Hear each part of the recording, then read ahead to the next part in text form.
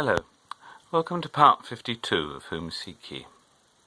I want to carry on a little bit with what I started last week when we started looking at the idea of life after death. And if you remember, one of the important things I said that we have to be clear about is we don't know precisely what happens when we die.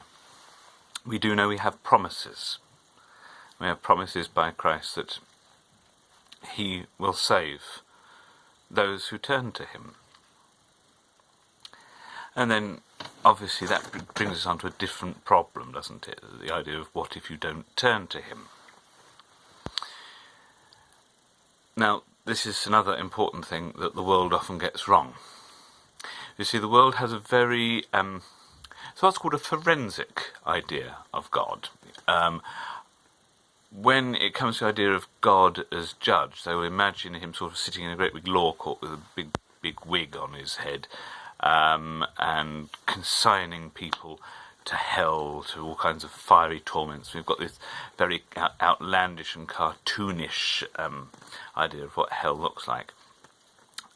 These days, you sort of see hell as more of a comedic idea. The devil is someone to laugh at. But it's something that the world gets wrong. Because God doesn't send people to hell. You may be thinking of that little passage in St. Matthew's Gospel where the parable of the goats and the sheep, where the Lord turns the goats aside. That's certainly one way of looking at it, but that's not the only way.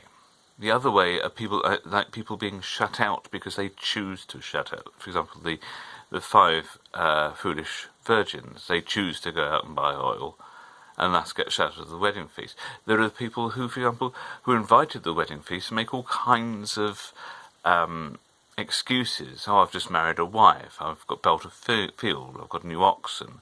That's something. They make excuses not to come to the wedding feast. They are the ones that get excluded.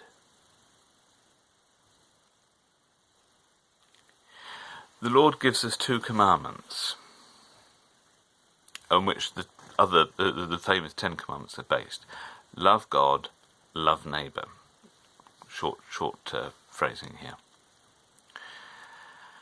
And you have to understand this word love. If you love somebody and they don't love you back, what do you do? If you love somebody and you have all the power in the universe and that the person you love doesn't love you back, in fact actually hates you, what do you do?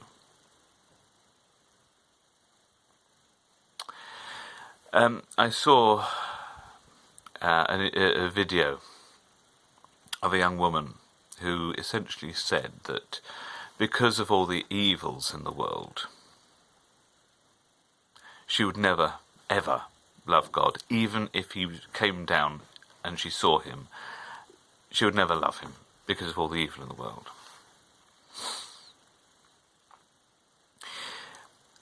That's a position of ignorance, certainly. It's whether that ignorance gets hardened. Can we harden our ignorance? Can we harden ourselves against God? That's a problem which theologians are still wrestling. The idea of hell, in particular an eternal hell, is something that is still debated.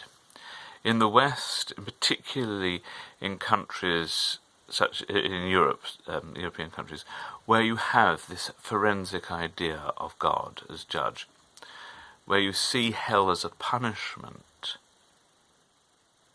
there's still that insistence by some, and there's a pushback by others.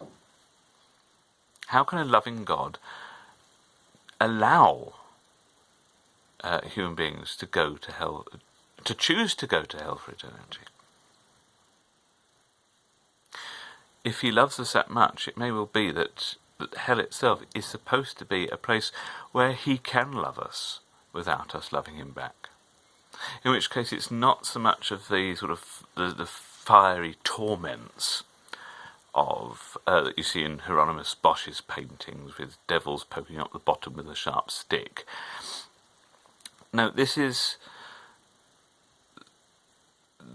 hell is not a hell of torment.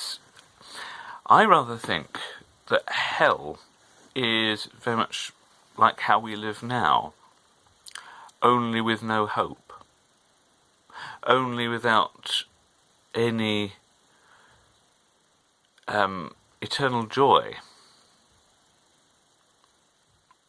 And you can sort of see this in society, this sort of polarization, this hatred, and with the freedom, the absolute freedom to do what you want, only without God. You sort of begin to see that the darkness in men's hearts, it becomes unchecked, and thus hell itself becomes a terrible place to be. But it's not a place that God has created specially to punish you. If we choose not to love God, then he gives us what we want. He stays away from us. He gives us a place to be, to thrive on our own terms. But ultimately, he knows that will just be the wailing and gnashing of teeth. We don't see the glory of God. And you might say, well, how could I ever be happy in heaven knowing that my mother was in hell, for example? Yeah, that's a hard problem. That is a hard problem. It's not one that has an obvious answer, one partial answer. I'm not saying it's the whole story. One partial answer is to say, well, look, God first of all says you must love me above mother, father, and family. He uses the word hate, but in that sense, he uses hate in the sense of loving less. You have to love God more than your mother and father, etc., etc. So, by the time you are in heaven, you are loving God more than you are loving anyone else.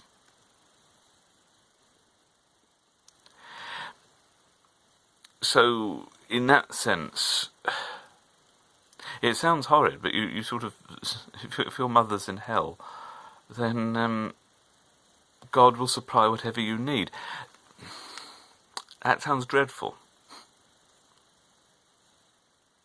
Which is why it's only a partial answer, and it requires a lot of prayer and thinking about what you're having to balance. You're having to balance the justice of people like Pol Pot, Adolf Hitler, Stalin, the people who have got away scot-free with the misery that they've inflicted on other people, and people who are jolly decent enough, they just don't love God. The key issue here is trust. We have to trust that God will find a way of showing us perfect justice and perfect mercy. That we have to trust that he will satisfy all our longings, that he will satisfy our love for other people, that our dealings with other people will not be lost, that if our mother does not believe in God, that we have to trust that there is some way that relationship is preserved. There are people who don't believe in hell at all, and there are good reasons for that.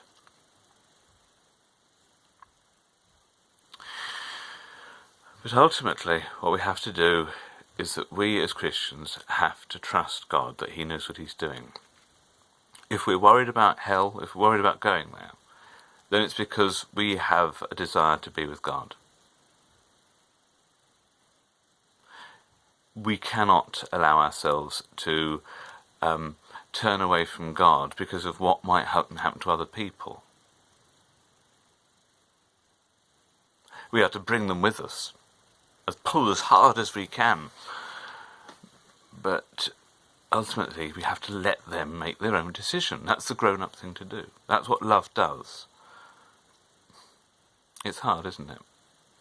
If you're worried about hell, you're probably not going to end up there.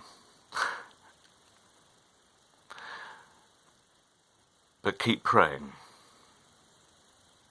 Keep trusting God that He will have everything sorted out in the last days, and that our eternal fates will be sorted out somewhere along the line.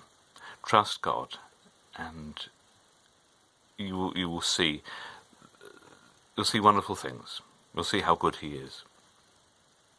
So God bless you, particularly if you're worrying about family and friends and the state of their salvation.